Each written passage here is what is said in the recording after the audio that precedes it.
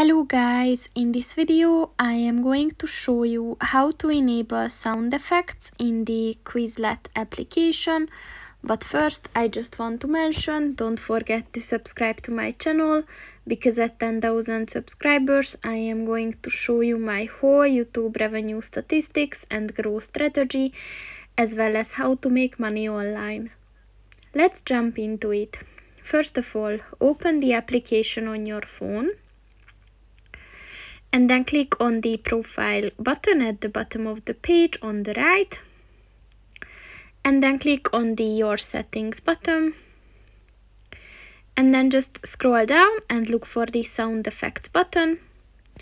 And in order to enable it, just click on the white circle next to it. And once it turns purple, this function is enabled. So that's pretty much it for this video, guys. See you in the next one. Goodbye.